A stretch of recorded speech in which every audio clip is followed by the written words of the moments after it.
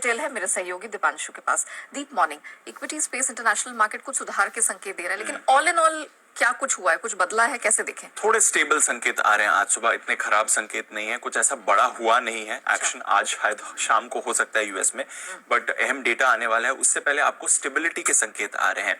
अगर कल आप यूएस का भी एक्शन देखें तो एक बहुत ही छोटी दायरे में कारोबार हुआ, करीब 250 अंक के रेंज में हमने देखा, डाउ पर कारोबार होते हुए देखा। उसमें हमने देखा एकदम फ्लैट क्लोजिंग आपको सारी फ्रंटलाइन इंडेक्सेस के आते हुए दिख रही है, मामूली सा मूवमेंट आपको होते हुए दिखा है। हालांकि निचले स्तरों से अच्छी रिकवरी थी, तो उस 250 अंक की रेंज में जो कारोबार हुआ है यूएस में, उसमें करीब 225 अंक नीचे से सुधरकर डाउ आपके लिए एकदम फ्लैट बंद हुआ है। नास्डैक S&P 500 फ्लैट है, रसल 2000 में आपने मामूली सी खरीदारी देखी है। तो कुछ ज्यादा बड़ा एक्शन नहीं हुआ है, क्योंकि आज एक बड़ा अहम डेटा आने वाला है, और ये डेटा है जॉब्स डेटा, यानी कि सितंबर महीने में कितनी नई जॉब्स जोड़ी गई हैं। अब बाजार का अनुमान है कि करीब 2.25 लाख नई जॉब्स जोड़ी जा सकती हैं। इससे पहले अगस्त में करीब 1.9 लाख जॉब्स जोड़ी गई थी, तो वहां से थोड़ा गिर कर आएगा आंकड़ा, बट देखते हैं कैसा इंपैक्ट होगा। मोर इंपॉर्टेंटली बेरोजगारी 3.8% से गिरकर 3.9% आपके लिए आने वाली है, तो इंपॉर्टेंट फैक्टर है। इससे पहले हमने देखा है प्राइवेट सेक्टर का जो जॉब्स डेटा आया था वो काफी खराब था, बट जो जॉब्स ओपनिंग डेटा आया था वो काफी मजबूत था। तो मिक्स्ड सिग्नल्स अब तक तो आपके लिए आ रहे हैं जॉब्स फ्रंट पर, बट ये काफी अहम डेटा रहता है जहां तक फेड पॉलिसी का सवाल है। तो देखते हैं बाजार इस पर कैसा रिएक्ट करते हैं, कैसा डेटा है। आज शाम को ये आने वाला है, हमारे लिए ऑफकोर्स मंडे का रिएक्शन इसका होगा। इसके अलावा वेज ग्रोथ यहाँ पर 0.1% बढ़कर आ सकती है, ये भी इंपॉर्टेंट फैक्टर रहेगा।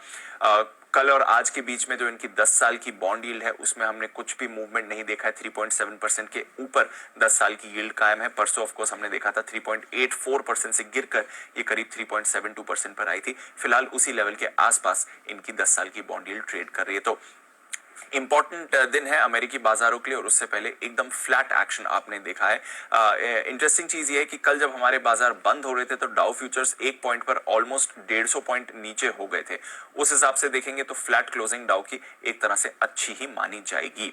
बट जो बड़ा फैक्टर है, यूरोप में भी हमने देखा मिला जुला कारोबार है, बट जो बड़ा फैक्टर है वो आपके लिए रहने वाला है कच्चे तेल पर रिएक्शन। एक बार फिर से कल हमने कच्चे तेल में अच्छी खासी गिरावट देखी है। अगर आप देखेंगे 2 दिनों में करीब ब्रेंट 8% आपका टूट चुका है, $84-85 पर आ गया है। यही कुछ दिन पहले $97 पर था। तो एक अच्छा खासा पुल बैक आपको कच्चे तेल के दामों में दिख रहा है, ये एक अच्छे संकेत है। डॉलर इंडेक्स भी एक रेंज में आ गया है, 5 हफ्ते के निचले स्तर पर कच्चा तेल है। कमजोर मांग की चिंता है, थोड़ी मुनाफा वसूली भी हो रही है, क्योंकि अदरवाइज वन वे रैली इस साल हमने कच्चे तेल के प्राइसेस में देखी है।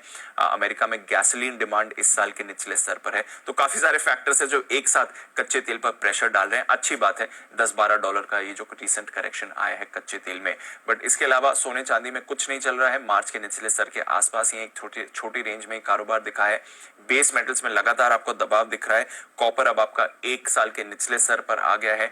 निकल पर हम देख रहे हैं लगातार प्रेशर है, इस साल 38% निकल के दाम टूट चुके हैं। तो ओवरऑल स्थिर संकेत है, स्टेबल संकेत है। कमोडिटी बाजार से कोई चिंता नहीं है, डॉलर और बॉन्ड यील्ड आपके दायरे में है, और बड़ा फैक्टर ऑफ कोर्स रहेगा आज के अमेरिका का जॉब्स डेटा, जिस पर सबकी नजर है।